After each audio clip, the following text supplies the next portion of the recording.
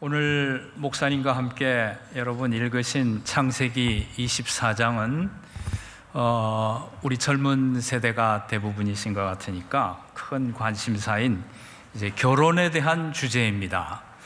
결혼이라는 것 자체를 다루려는 것은 아니고 결혼이라는 것도 이제 자기의 그 짝을 만나는데 사람을 만난다는 것이 하나님이 정해주시는 거지 않습니까? 그런데 결혼 자체를 다루는 것은 아니지만 어쨌든 결혼과 같은 이런 중요한 그 문제에 하나님이 결혼 문제뿐만 아니라 모든 우리가 살아가는 사람의 그 만남의 관계라든지 되어지는 일들이 하나님의 인도에 의해서 되어진다는 그런 내용을 같이 생각해 보려는 것입니다. 이 창세기 24장은 모처럼 우리가 편안한 마음으로 좀 읽을 수 있는 장이라고 볼 수 있습니다. 다른 장들에 보면은 다 신앙의 사람들이죠. 아브라함, 야곱, 이삭, 야곱, 요셉 이런 사람들의 이야기가 나오는데 거의 모든 창세기의 장들이 하나님과 큰 대결 가운데 있는 그러한 내용을 보여줍니다. 죄 때문에 그 심판이 임한다든지 홍수가 전 지구를 덮는다든지 자식을 바친다든지 하나님과 야복강가에서 씨름을 한다든지 전부 이렇게 굉장히 치열한 내용인데 이 창세기 24장은 모처럼 아주 평화롭게 진행되고 순적하게 지금 우리 쓰는 건 개역 개정인데요. 개역 한글 이거 전에 나온 번역에는 순적하게 하나님을 만나게 해 주옵소서 이렇게 종이 기도하는 내용이 나옵니다. 이렇게 순적하게 신부를 구해 가지고 결혼이 이루어진다는 상당히 뭐라고 할까요? 전원적이고 행복하고 유쾌하고 직설적인 이야기. 다른 장들은 보면 전쟁하는 것 같아요. 죽기 살기로 하나님 붙들고 대결을 하고 정말 심판의 이야기라든지 생명을 걸고 아주 그냥 너무 치열한 장인데 24장은 굉장히 행복하게만 느껴지는 아주 유쾌한 이야기라고 보입니다. 평온하고 평화롭고 순적한 형통, 해피엔딩, 잘 살았더라. 얼마나 좋습니까? 모처럼 평화롭게 읽을 수 있는 이야기인데 잘 살펴보면 24장이 우리에게 주고자 하는 뜻과 교훈이 깊습니다. 우리 대부분 청년층이니까 결혼이라는 큰 숙제를 앞에 두고 있는데 결혼이란 문제에 대해서도 도움을 받을 수 있지만 그것뿐만 아니라 우리가 이 땅을 살아가는 데에 여러 가지 부딪히는 삶의 현실에 대해서 하나님이 주시는 뜻과 교훈이 깊다는 것입니다. 조용하니까 창세기 24장은 창세기 전체에서 제일 재미없는 장일 수도 있어요. 어떻게 보면 그냥 시시하네, 그냥 가서 사람 구해오고 그냥 잘 되고 그 신앙에 아주 치열함이 없네 이렇게 생각되지만 24장은 24장 나름대로 주고자 하는 아주 뜻과 교훈이 깊습니다. 오늘 짧은 시간이지만 같이 생각해 보려고 합니다. 창세기 24장을 한마디로 요약해서 말하면은 이삭의 결혼 배후에 하나님이 계시다 그런 말이죠. 너무 당연한 거라 이거 내용이 시시하겠다 이렇게 생각되는데요. 사실 이삭의 결혼은 하나님께서 오래전부터 준비한 결혼입니다.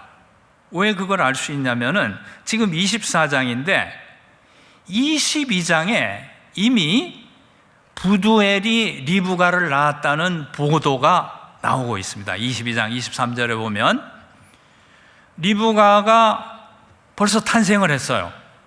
그리고 23장으로 넘어가면 24장 바로 23장에는 이삭의 어머니 사라가 죽습니다. 어머니를 잃었어요.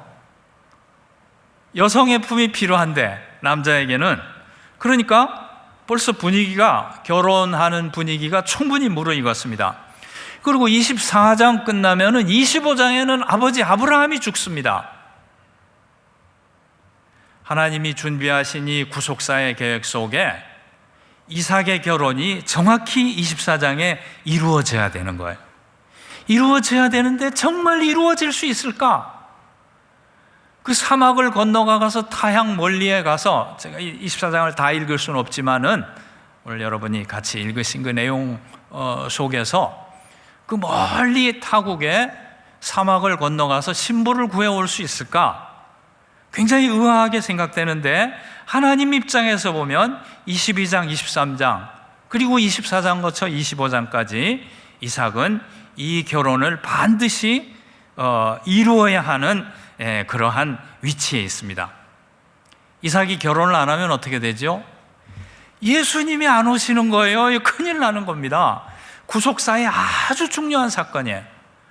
한 사람 개인의 결혼으로만 끝나는 것이 아니고 그 이삭의 결혼이라는 것은 구세주가 오시는 데까지 연결되는 건데, 하나님은 이 중요한 결혼을 미리부터 준비해 가지고 이루어지도록 하고 있는 것을 알 수 있습니다. 물론 예수님이 오시는 그 과정 속에 개입한 그 하나님의 손길이지만, 하나님의 백성으로 선택받은 우리 한 사람 한 사람에게도 이런 아주 조밀한, 사전부터 준비된 그러한 생이 우리 앞에 있는 거고, 물론 결혼 문제도 하나님께서 이삭 한 사람에게 준비하셨던 그것과 같은 준비를 가지고 우리 한 사람 한 사람의 결혼과 가정을 위해서도 하나님이 준비해 주시고 계시다. 이삭 개인으로 보면 한 사람 장가가는 거죠. 총각 하나가 장가가는 겁니다.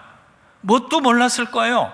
그냥 신부가 필요했고 결혼하고 싶었고 나이가 되니까 뭣도 모르고 장가갔지만, 그 결혼이 결국은 야곱과 야곱의 12아들을 낳고 이스라엘이 탄생하고, 그 이스라엘이 출애굽을 하고 긴 구속 역사 속에 예수 그리스도께서 오시는 데까지 이어지는 결혼인 것입니다. 이삭의 작은 이야기 속에 예수 그리스도가 오시는 큰 이야기가 들어있는 거예요. 굉장한 거죠.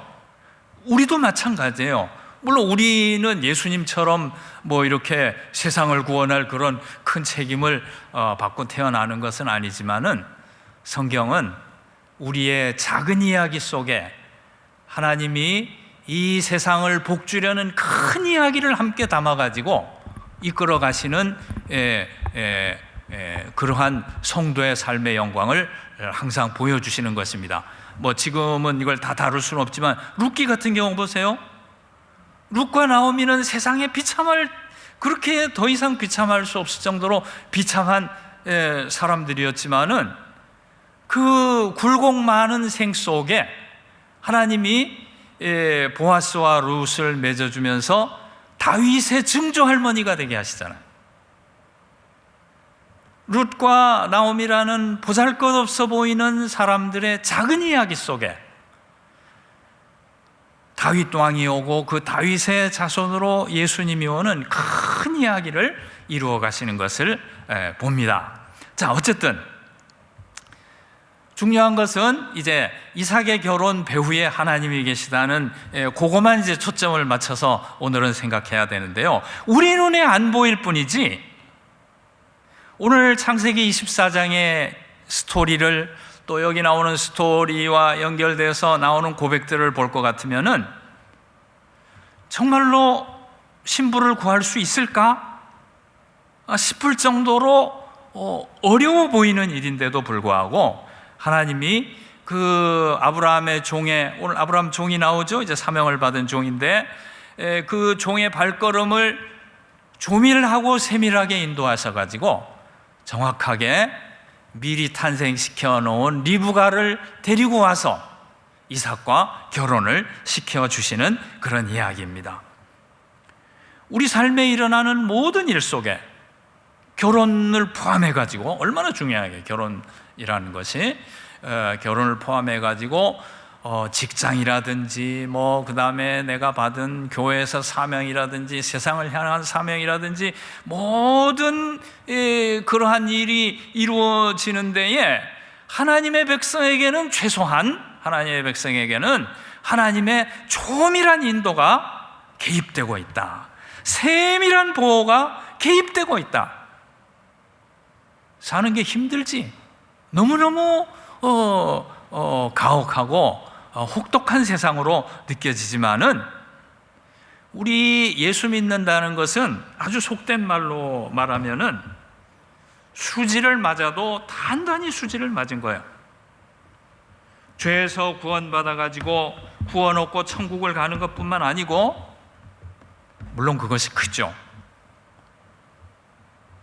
하나님이 전 우주를 움직여 가지고 우리 예수 믿는 사람들의 삶을 조밀하게 인도하고 세심하게 보호하고 계시다. 오늘 성경을 보면은, 생각해 보면은 기가 막히게 어려운 일이에요. 종이 사명을 받았습니다. 사명을 받아가지고 신부를 구하러 가는데 어디로 가야 될지, 그때 무슨 내비게이션이 있나요? 지도가 있나요? 어디로 가야 될지, 그리고 아브라함의 고향인 그곳까지 갈 수나 있을지, 사막을 건너야지요. 맹수를 만날 수도 있고, 지금도 사막에는 그 도적대가 있다고 합니다. 도적대를 만날 수도 있고, 날씨 때문에 생명의 위험을 받을 수도 있고, 과연 갈 수나 있을지, 그 다음에 간다면은 누구를 만날지, 어디 가서 누구를 만나라는 거예요. 아브라함의 그 종에게 준 사명도 그렇고 하나님 인도하시는 것이 정말 속된 말로 기가 막히게 생각됩니다. 어디 가서 어떻게 하란 말이야. 근데 신부 리브가를 구해오는 일만 그렇게 기가 막히나요? 우리 살아가는 게 다 기가 막히지. 어디 가서 뭘 어떻게 하라는 거예요. 저도 이제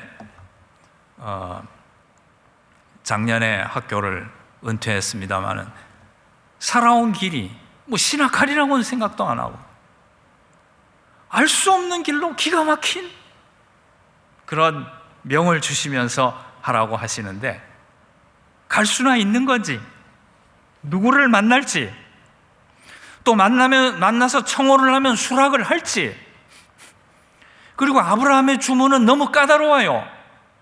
꼭 그 처녀를 데려와야 돼. 신랑이 가도 안 돼.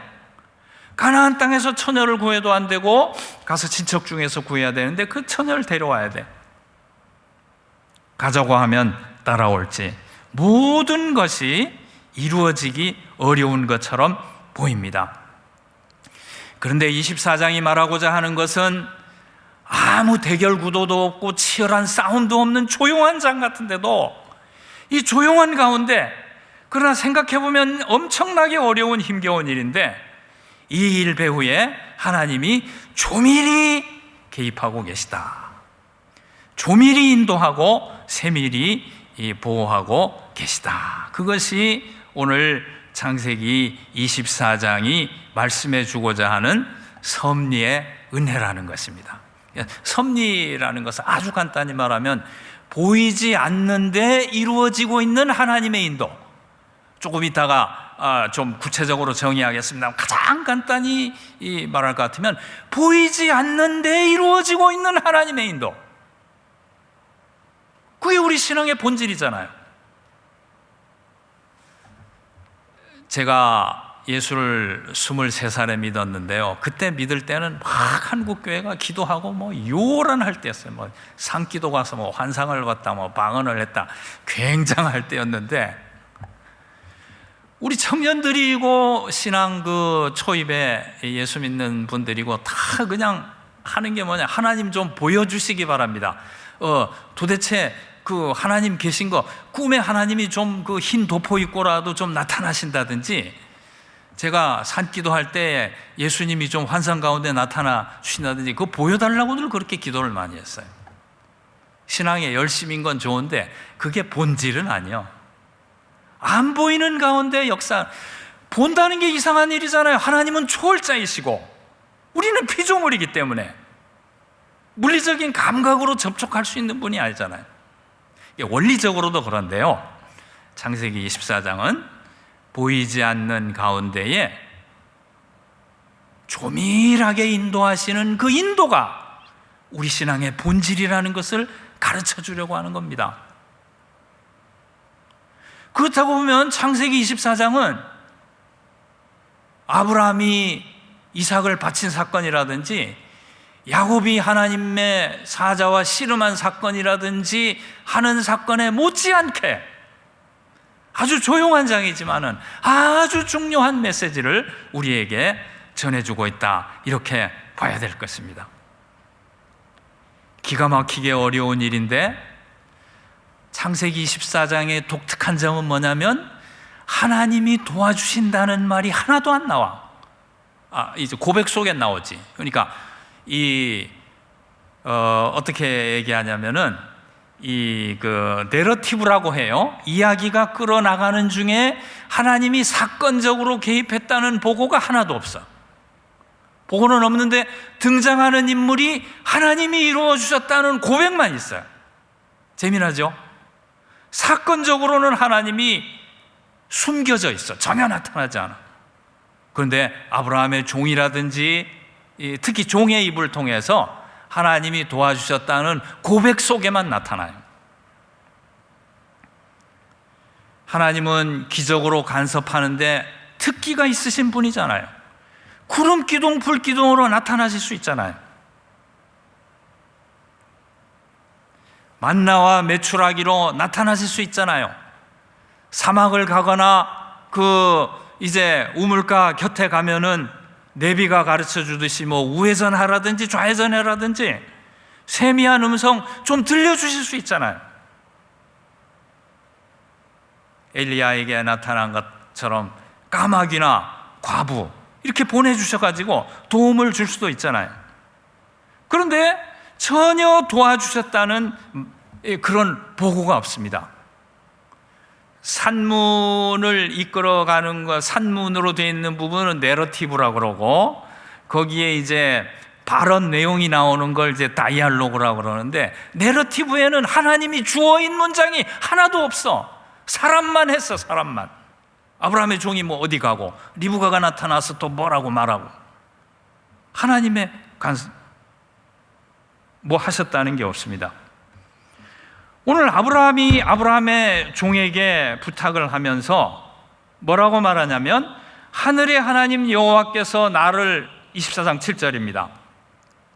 하늘의 하나님 여호와께서 나를 내 아버지 집과 내 고향 땅에서 떠나게 하시고 내게 말씀하시며 내게 맹세하여 이르기를 이 땅을 내 씨에게 주리라 하셨으니, 자, 하나님이 약속하셨으니, 그 다음은 아브라함이 그 종에게 하는 약속이랄까 보장이랄까 이렇게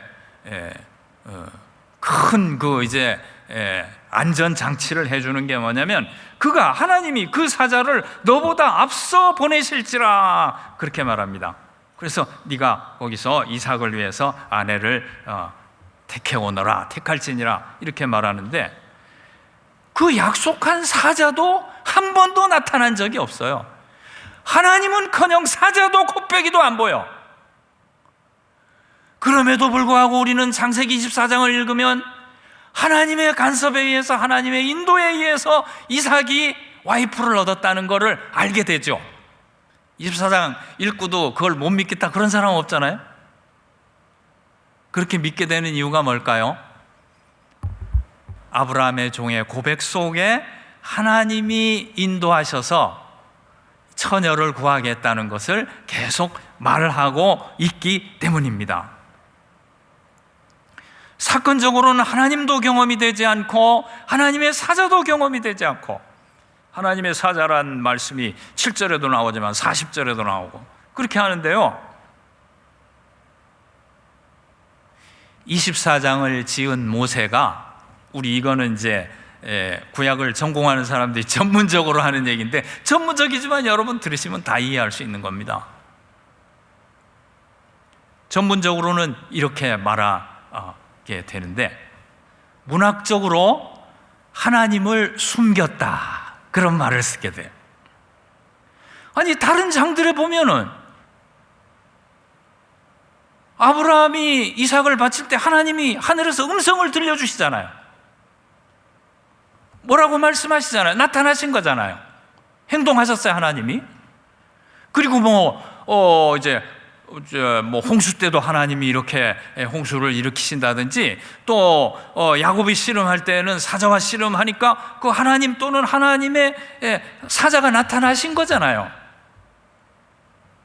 그런데 24장의 내러티브에는 하나님이 전혀 안 나온다는 것입니다. 그리고 다이알로그에만 나오는 거예요. 다이알로그 이제 대표적인 것들은 이제 보시면요, 24장 제가 많아서 다 이제 띄워달라고 안 했으니 그냥 듣기만 하셔도 되겠습니다. 24장 27절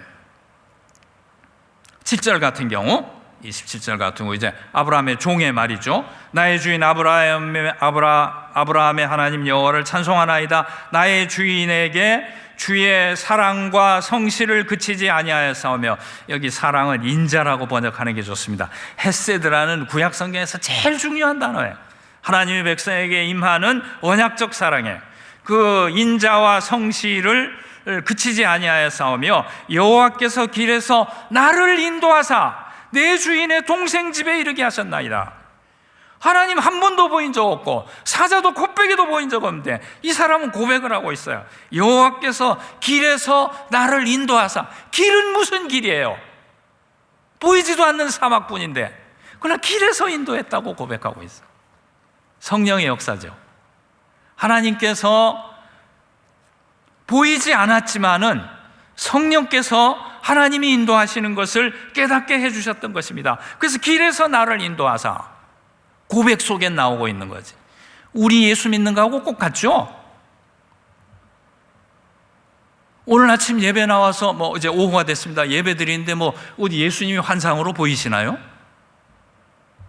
어젯밤 토요일에 친구들하고 카페에서 오래 앉아 있는데 하나님이 나타나셔가지고 너 여기서 잡담하지 말고 좀 토요일 저녁인데 준비 기도하라, 그런 말씀 주셨나요?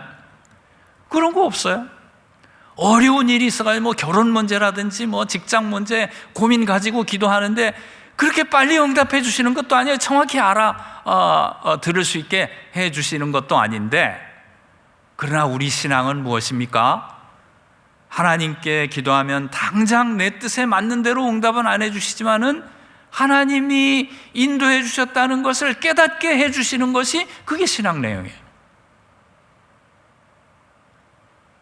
그리고 주일에 와서 우리 드리는 사도신경 같은 고백이 얼마나 중요한지 모릅니다. 그러니까 하나님의 임재는 우리 고백 속에 있다고 볼 수 있어요.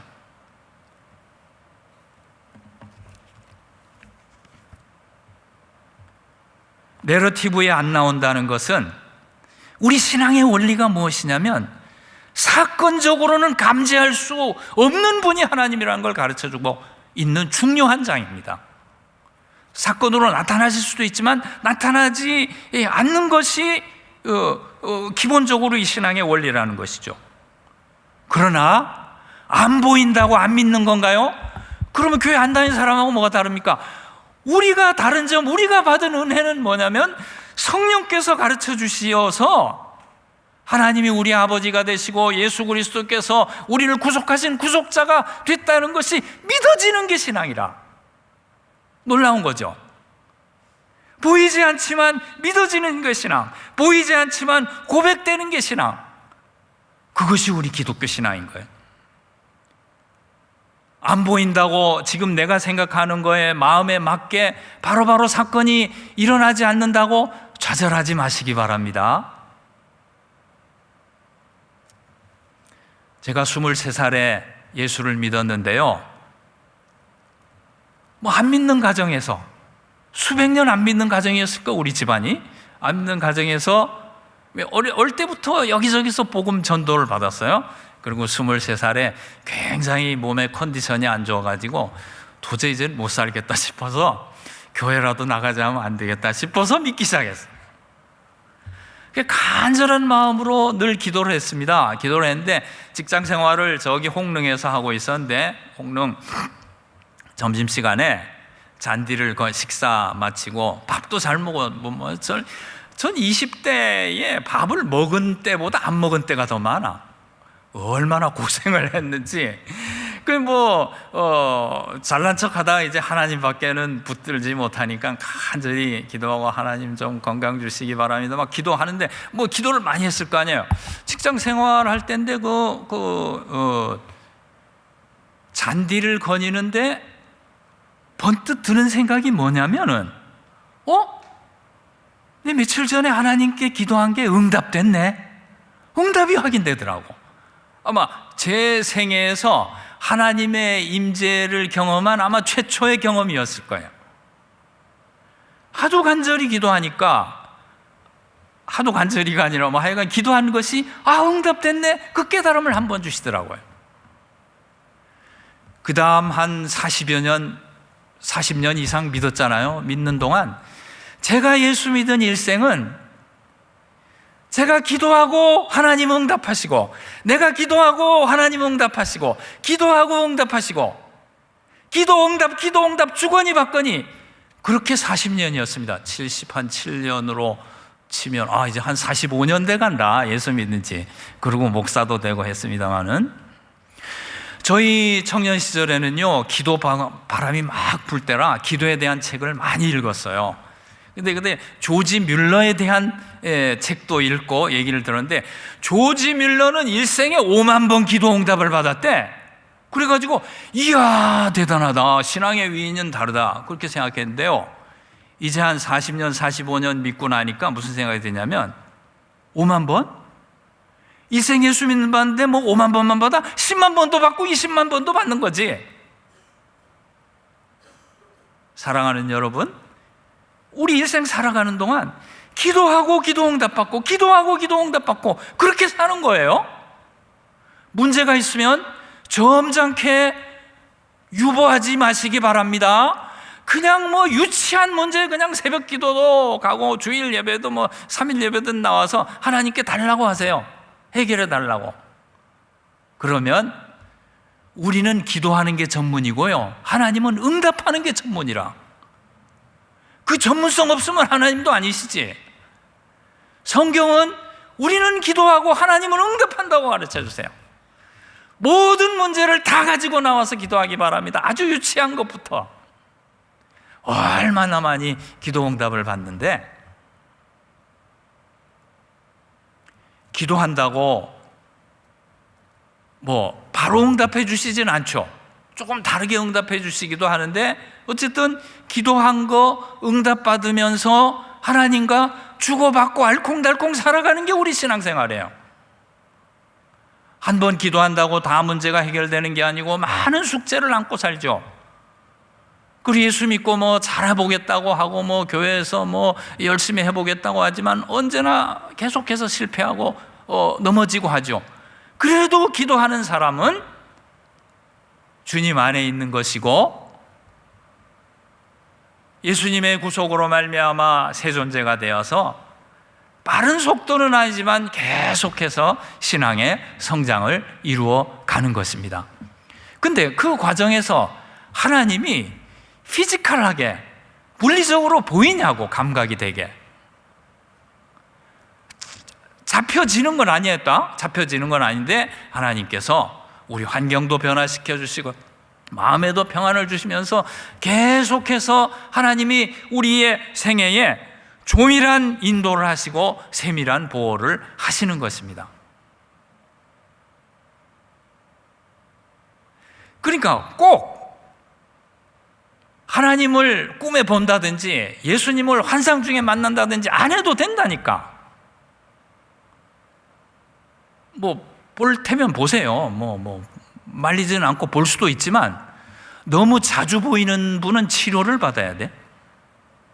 안 보이는 게 당연하지. 저도 산기도도 많이 다니고 했는데요, 저도 어린 마음에 예수님 환상 좀 보여주세요 막 했던 것 같아. 근데 다행히 저는 본 게 없어요. 본 게 없는데 기도하면 그 기도에 하나님이 응답해 주시고, 기도하면 응답해 주시고, 요엘서 2장에 보니까 기도 응답이 하나님의 임재라고 하고 있어. 여러분이 하나님 앞에 기도해서 기도 응답 받은 게 있으면 그것이 하나님의 임재인 줄 믿으시기 바랍니다.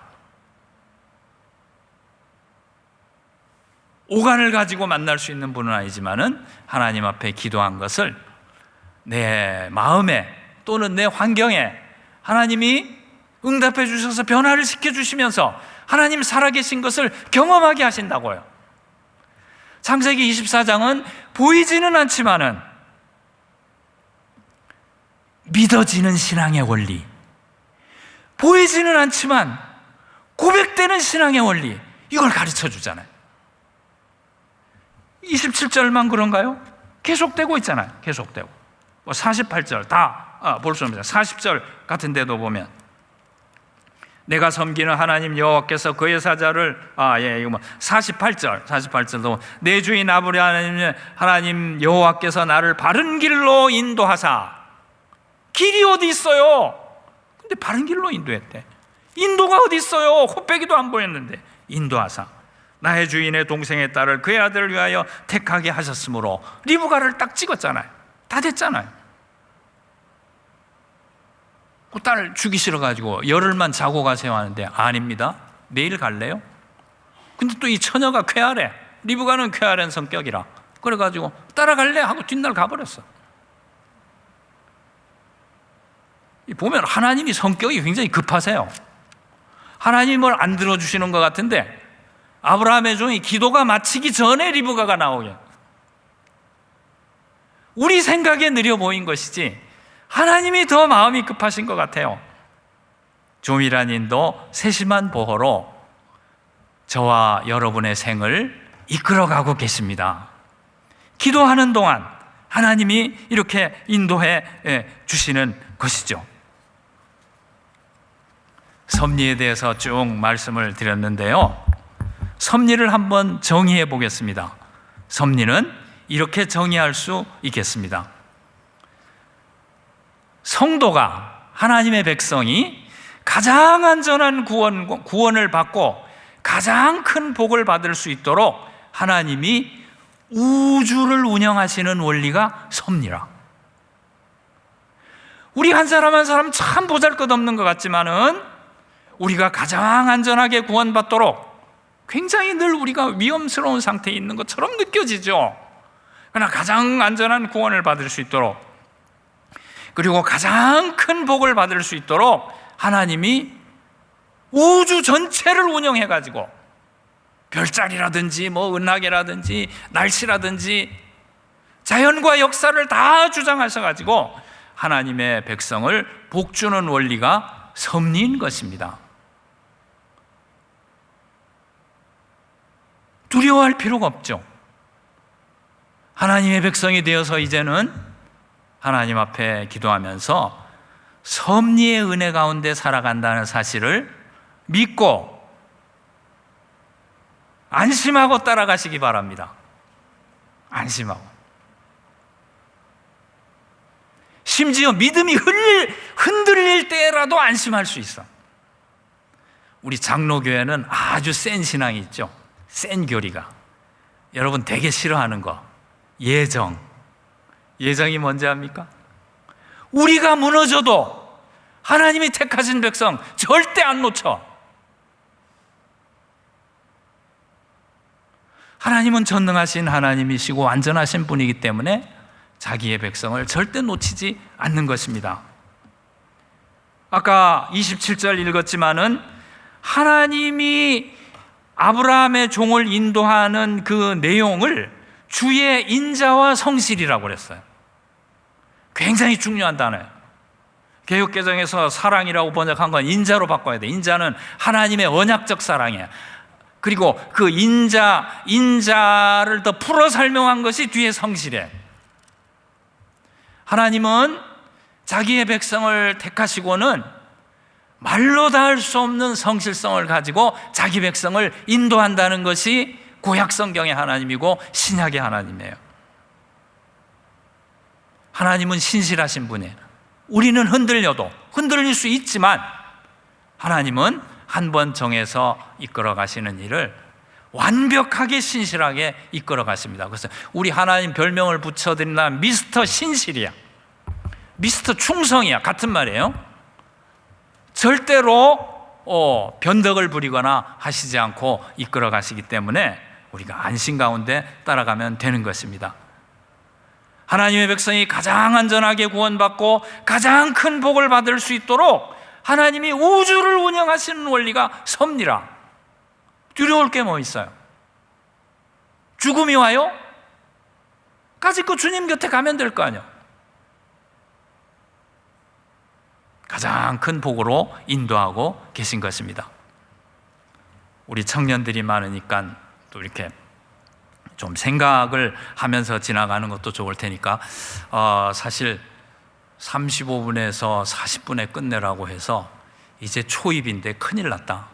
빨리 맞춰보겠습니다만은, 섭리하니까 무슨 뭐 별다른 거 가져와서 말씀드리는 것 같은데요. 자, 이렇게 생각할 수 있습니다. 우리 예수 믿는 사람들이, 하나님의 백성들이 하나님께 받는 은혜가 카테고리가 두 개라고 말할 수 있어. 범주가 두 개야. 하나는 뭘까? 하나는 우리가 잘 아는 구속. 죄인인데 주님이 십자가에 달리셔서 죄가 다 사함받고 새 존재로 살고 천국에 들어가는 것입니다. 그런데 이 구속과 바로 따라 나오는 은혜가 뭐냐면은 섭리예요. 구속과 섭리는 나눠지지 않는데, 구별되지 않는데 사실상 하나인데,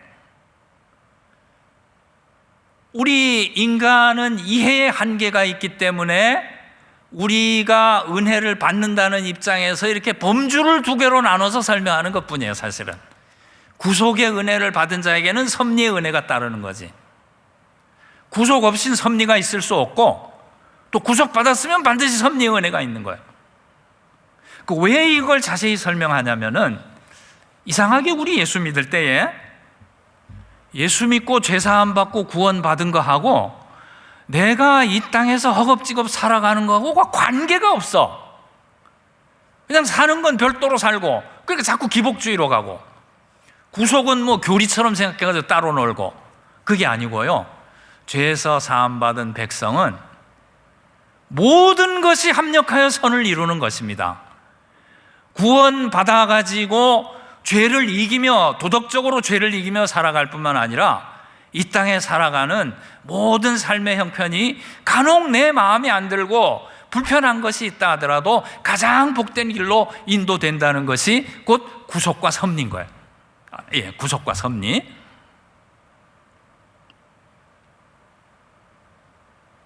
죄사함 받은 것 따로, 살아가는 것 따로가 아니고, 하이델베르그 요리문답이라는 유명한 요리문답에 보면은 일문이 중요해. 일문에 뭐라고 돼 있냐면은, 내가 살든지 죽든지 간에 유일한 위로가 예수님입니다.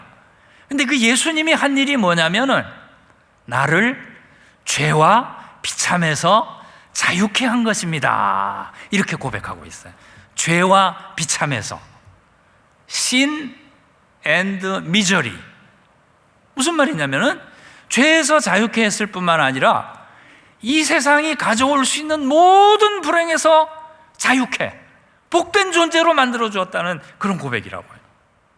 그러니까 우리는 구속의 은혜와 섭리의 은혜를 다 누리고 있다. 그렇게 우리 예수 믿는 내용을 그렇게 정리할 수 있다고 말이죠. 그래서 저는 그 신학교에서 우리 학생들하고 공부할 때라든지 구속과 섭리를 이해하기 위해서 내가 문장을 하나 만들어 왔는데, 이 문장이 좀 유치해 보이지만은 한번 들어보면 어떻겠냐고, 그게 소개하는 문장이 있는데요. 많은 분들은 이 문장을 듣고 유치하다 이렇게 비웃고 그래요. 소개하지 말까요?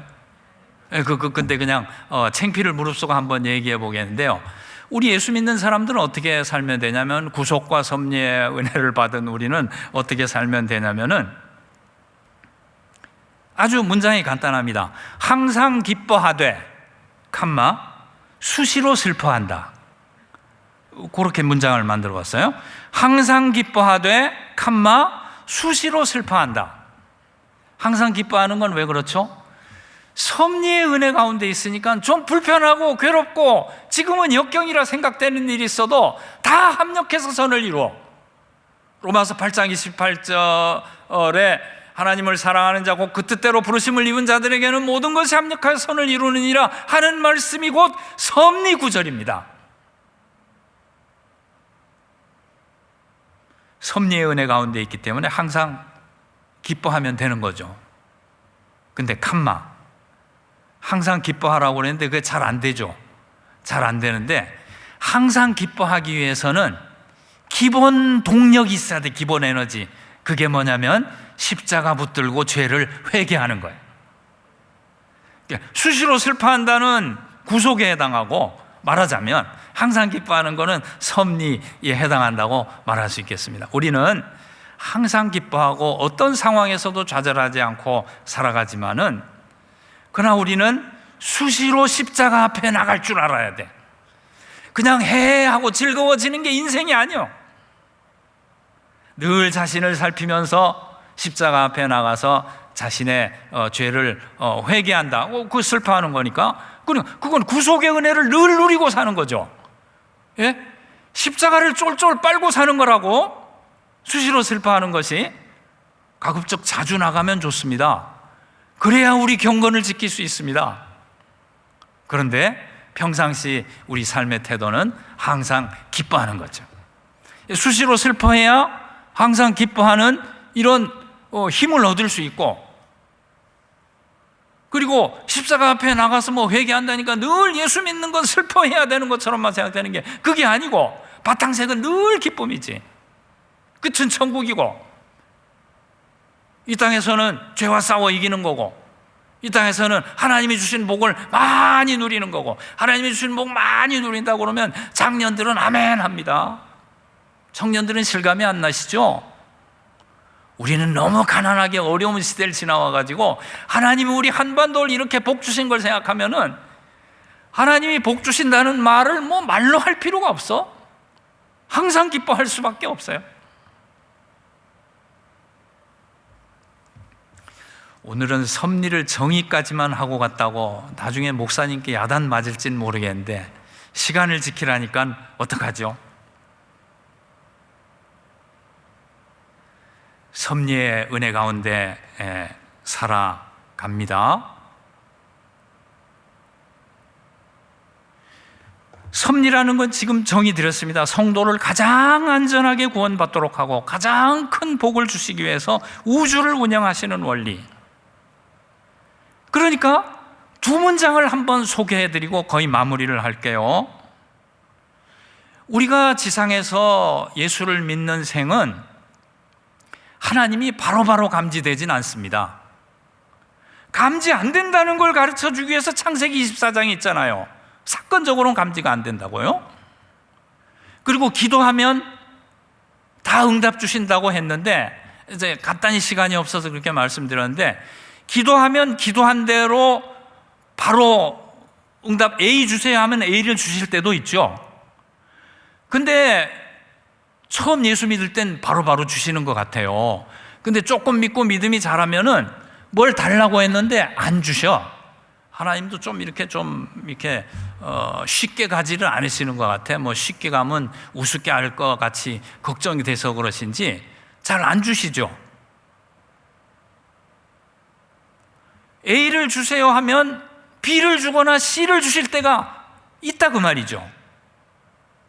그러나 B, C도 다 하나님의 응답인 것입니다. 하나님이 이거 주세요 해서 주셨으면 할렐루야죠. 주셨으니까. 근데 그걸 안 주시면 우리는 어떻게 해야 됩니까? 안 주시면 바로 낙담하나요? 자, 주셨을 때는 할렐루야. 안 주시면 더블로 할렐루야 해야지. 왜 그렇죠? 내 뜻이 이루어지지 않고 하나님 뜻이 이루어지니까 더 좋은 걸 주셨을 거잖아요.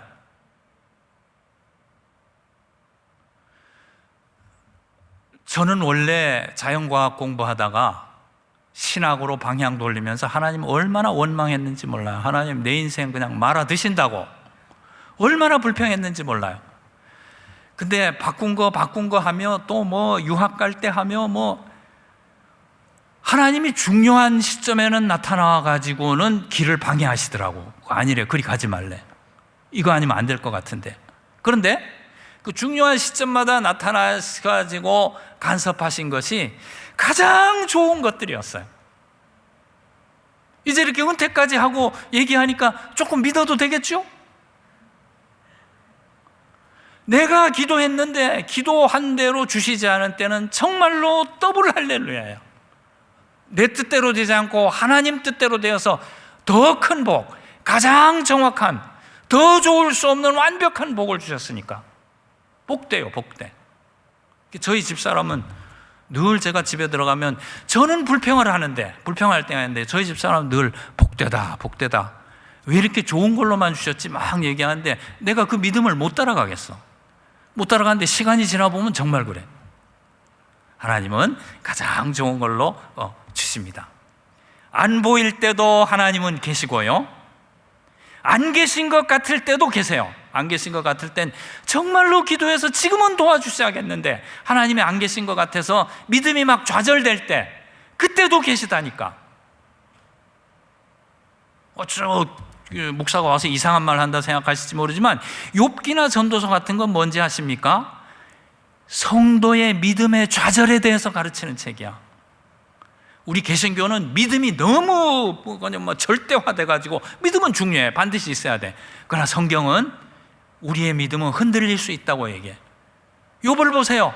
욥기 1, 2장에 보면 그 믿음 좋았던 사람이 3장에 가서는 믿음이 공중분해하잖아. 안 믿었던 녀석보다도 더 형편없이 하나님을 향해 공격합니다.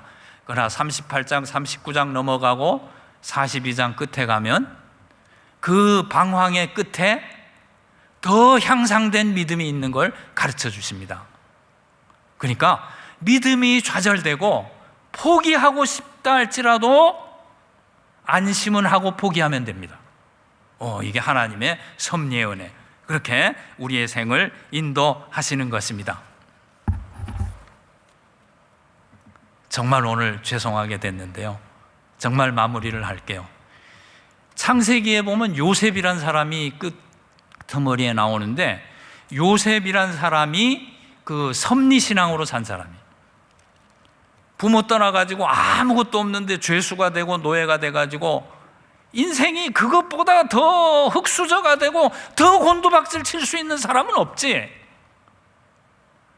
근데 그 과정 가운데 우리가 배우게 되는 건 뭐냐면은, 창세기 이제 정말 마무리니까 45장 8절하고 50장 20절은 띄워달라고 했는데 뜨고 있는지 모르겠습니다만은 45장 8절에 보면 여기 요셉의 그 혹독한, 요셉의 말로 닿을 수 없는 가혹한 운명의 결론이 45장 8절하고 50장 20절에 나오고 있어요.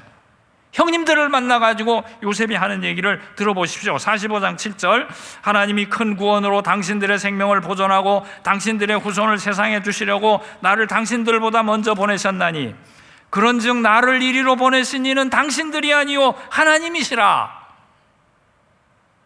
형들 죽이고 싶지? 그런데 현상을 보니까 사람 믿고 죽이고 싶은데 하나님이 배후에 계셨어. 세상을 초월하는 사람이, 이 사람이 섭리신앙 때문에 하나님이시라. 하나님이 나를 바로에게 아버지로 삼으시고 그 온 집의 주로 삼으시며 애굽 온 땅의 통치자로 삼으셨나이다. 하나님이 배후에 계신 것을 읽어낸 사람이에요. 우리 믿음의 실력이 이렇게 돼야지. 예수 믿고 30년, 40년 이렇게 돼도 저도 마찬가지예요. 사람 멱살 붙들고 싸우고 있어요. 저 녀석 때문에 무슨 손해봤다, 저 녀석이 나를 무시했다, 만날. 자, 50장 20절. 50장 20절은 마지막으로, 이게 말하자면 요셉의 마지막 유언과 같은 명언이에요. 이건 성경 전체에서 가장 중요한 그런 고백이라고도 볼 수 있는데, 50장 20절에 50장 19절에 요셉이 그들에게 이르되, 역시 형님들에게, 아버지 야곱이 죽고 나니까 형들이 또 벌벌 떨었거든. 죄진 녀석들은 할 수가 없어. 요셉이 자기들 죽일까 봐. 근데 그들에게, 형님들에게 이르되 두려워하지 마소서, 내가 하나님을 대신하리이까. 당신들은 나를 해하려 하였으나, 할 말은 해버렸어요. 해하려 하였으나 하나님은 그것을 선으로 바꾸사. 로마서 8장 28절이 여기서 나온 거지. 오늘과 같이 많은 백성의 생명을 구원하게 하시려 하셨나니 당신들은 두려워하지 마소서, 내가 당신들과 당신들의 자손을 기르리이다 하고 용서가 완성된 거예요. 그들을 간곡한 말로 위로하였더라. 지금 위로받아야 될 사람 누굽니까? 요셉이 위로를 받아야 되지. 10대에 그 상처 받아가지고 지금 그 정신과 치료를 받아도 한참 받아야 될 사람이요. 근데 섭리신앙을 겪으면서 그 가혹한 운명 속에 하나님의 손길을 체험하면서 이 사람의 신앙은 자신의 운명을 이겨내는, 제가 구약 성경에서 보면 예수님인격 가장 가까운 사람은 요셉인 것 같아요. 다윗도 훌륭하고 모세도 훌륭한데 원수를 용서하는 요셉만큼 훌륭한 신하일까? 요셉에게 부러운 것은 죄수요 노예에서부터 총리, 애굽의 총리가 되기까지 올라간, 애굽 총리는요 지금 바이든 더하기 푸틴 더하기 시진핑 더하기 다 더한 것보다 더 힘이 셌다고. 이런 대박형 성공에 있는 게 아니고 그 가혹한 세월을 지나면서 그 흙수저 중에도 흙수저가 아니고 그냥 완전 가루수저지, 예수님 닮은 인격으로 성장해 나간 것이 저는 너무도 부러워요. 요셉은 원래 훌륭한 성품이었으니까요. 요셉이 문제가 많은 녀석이지, 형들 고자질했잖아. 그리고 잘난 척했잖아. 무슨 볕단이 나에게. 아주 흠이 많은 사람이에요. 흠이 많은 사람인데 섭리의 신앙을 겪으면서 이렇게 원수들을, 형님들을 용서하는 데까지 신앙이 비상한 섭리신앙으로 이렇게 승리한 인생을 보게 됩니다. 섭리신앙으로 자기 험악한 인생을 다 소화해버렸어. 못 먹어서 뱉어낸 것도 아니고 체한 것도 아니고 섭리신앙으로 그 혹독한 운명을 자근자근 다 씹어먹어버렸다니까. 요셉을 보면 우리 신앙도 어디까지 잘할 수 있는지 하나의 예를 보게 됩니다. 지금 우리가 큰 어려움을 겪어가고 있을 수 있죠. 그러나 큰 어려움을 겪은 여러분이 강한 신앙으로 빚어지는 거예요. 강하고 성숙한 신앙으로 빚어지는 거예요. 섭리신앙이 우리에게 자유를 주는 것입니다. 넓은 아량을 주는 것입니다. 좌절할 거 없어. 좌절하면 나만큼 좌절했던 사람이 있을까? 20대, 30대에 나처럼 괴로운 사람이 있으면 나와봐라 이렇게 길거리에 외치고 다녔어. 소리는 안 지르고 다녔지만 중학교, 고등학교 동창들을 만나면 다 피해 다녔어. 그런데 그 험난한 세월 지나게 하시면서 하나님은 험난하면 험난할수록 자신의 임재를 더 자주 더 많이 나타내시더라고. 그래도 제 신앙이 아직 요 모양 요 꼴입니다마는, 그러나 요셉을 보고 요셉처럼 떨어질 수 있는 사람이 어디 있어요? 그 환경 속에 섭리신앙이 이 사람에게 자유를 주고 정신과 치료 받으러 안 가도 되고 넓은 아량을 주고 원수들을 용서하는 데까지 성장하고, 하나님의 백성은 수지를 맞았습니다. 죄에서 사함받고 새 존재로 살고 천국에 갑니다. 이 땅에 사는 동안도 모든 공경을 이기고 승리 가운데 하나님 사랑받는 신앙인들로 다 나타나시기를 바랍니다. 기도하겠습니다. 시간이 많이 지났으니까 기도하고 바로 축도할게요. 하나님 아버지 감사합니다. 너무나 험난한 세월을 지나가지만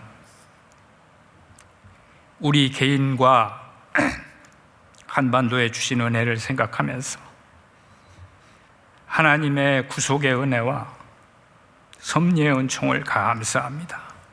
어떤 어려운 환경 가운데서도 주님 십자가 붙들고 죄와 싸워 이기려고 하고, 사람의 멱살 잡고 이길 생각하지 말고 죄와 싸워 이겨서 하나님 앞에 깨끗한 사람으로 드러나며 어떤 어려운 공경 가운데서도 하나님의 섭리의 은총이 우리를 지배하는 줄 알고 안심하고 따라가게 하옵소서.